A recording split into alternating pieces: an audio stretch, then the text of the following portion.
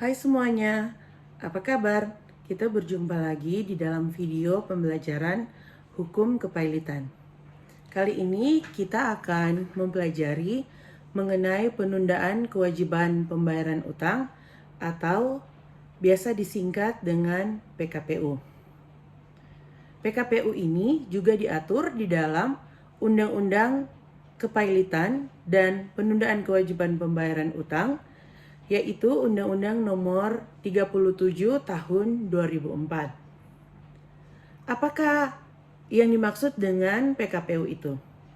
Nah, PKPU merupakan suatu upaya hukum yang dapat dilakukan oleh debitor ataupun juga kreditor untuk menghindari yang namanya likuidasi harta kekayaan ketika debitor ini telah atau akan berada dalam keadaan insolvensi.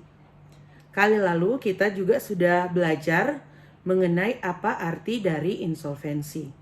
Insolvensi itu merupakan keadaan di mana seorang debitor dia tidak dapat lagi membayar utang-utangnya. Nah, untuk pengajuan PKPU ini dia bisa dilakukan pada saat sebelum permohonan kepailitan ataupun bisa juga diajukan bersamaan dengan pengajuan untuk kepailitan. Nah, ketika suatu PKPU itu diajukan, maka apabila diajukan bersama dengan kepailitan, maka proses untuk pemeriksaan pailit tersebut dia harus dihentikan dan akan diajukan terlebih dahulu atau hakim akan memutus terlebih dahulu mengenai PKPU. Konsekuensi yang ada jika kita melaksanakan PKPU apabila hal tersebut dilakukan sebelum permohonan pailit, maka akan terhapus hak debitor dan kreditor dalam mengajukan permohonan pailit tersebut. Dan jika diajukan pada saat proses pemeriksaan permohonan pailit, maka proses pemeriksaan tersebut harus dihentikan, seperti yang sebelumnya saya sudah paparkan. Nah, apakah yang menjadi tujuan dari penundaan kewajiban pembayaran utang itu?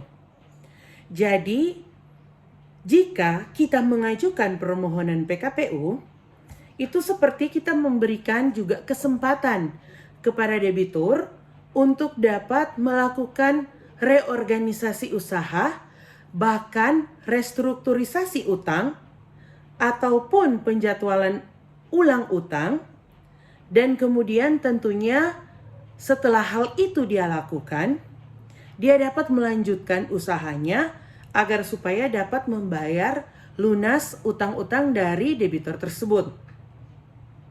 Masih ingatkah kalian dengan peristiwa atau kejadian yang menimpa kita beberapa tahun belakangan ini, yaitu di mana dunia ini terkena pandemi COVID-19. Pada saat itu, pemerintah telah mengeluarkan aturan.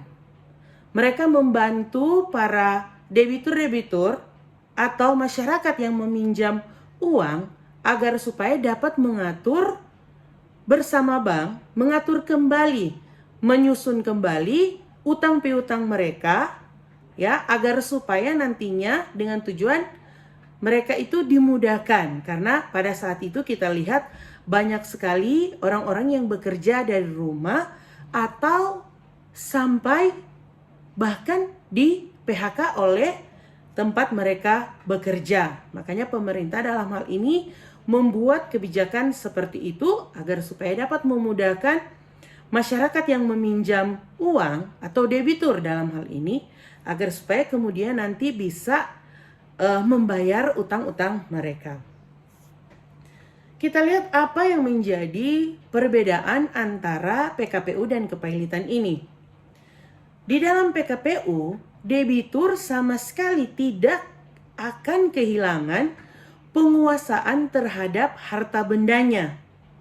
Ya, jadi kekayaan dari debitur ini dia masih bisa bersama-sama dengan pengurus. Tentunya pengurus di sini yang diangkat oleh pengadilan niaga untuk mengurus usaha-usaha dari debitur tersebut. Jadi debitur dapat melakukan apapun yang berkaitan dengan harta bendanya atau harta kekayaannya sepanjang hal tersebut disetujui oleh pengurus. Tentu jika dilihat oleh pengurus usahanya itu malah justru nanti akan merugikan debitur, hal tersebut tidak akan disetujui oleh pengurus. Nah, sedangkan di dalam kepailitan yang kali lalu sudah kita pelajari bahwa debitur di sini dia akan kehilangan haknya untuk mengurus harta kekayaannya. Jadi di dalam kepailitan itu, harta kekayaan dari debitur pailit akan diurus oleh seorang kurator. Nah, di dalam juga PKPU ini, ketika seorang debitur ataupun kreditur mengajukan permohonan PKPU, maka hakim dalam hal ini akan memutuskan PKPU sementara. Nah, jadi di sini yang terjadi adalah status hukum keadaan diam, stay atau standstill dari harta kekayaan debitur, sehingga nanti perlu ada kesepakatan ya yang dicapai antara debitur dan kreditur tentang rencana perdamaian yang kemudian dirasa memang betul-betul efektif oleh kedua belah pihak. Nah, kapankah berakhir PKPU sementara ini? Ya. Jadi ketika kreditur ya pada saat rapat kreditur mereka tidak memberikan persetujuan mengenai PKPU tersebut, maka PKPU sementara itu dapat berakhir. Ataupun mungkin ya pada saat diajukan PKPU sementara ini antara debitur dan kreditur tidak terjadi kata sepakat untuk mencapai perdamaian di antara mereka. Kemudian selanjutnya dari PKPU sementara ketika sudah disetujui dari 1/2 jumlah kreditur konkuren ya yang haknya diakui atau sementara diakui yang hadir dan telah mewakili paling sedikit 2/3 bagian dari seluruh tagihan yang diakui atau yang sementara diakui dari kreditur konkuren atau kuasanya yang hadir dalam sidang tersebut. Ya. Jadi ketika hal itu terjadi, maka hakim dia akan memeriksa kembali dan kemudian akan ditetapkan PKPU tetap. Demikianlah video pembelajaran hukum kepailitan kita kali ini. Sekian dan terima kasih.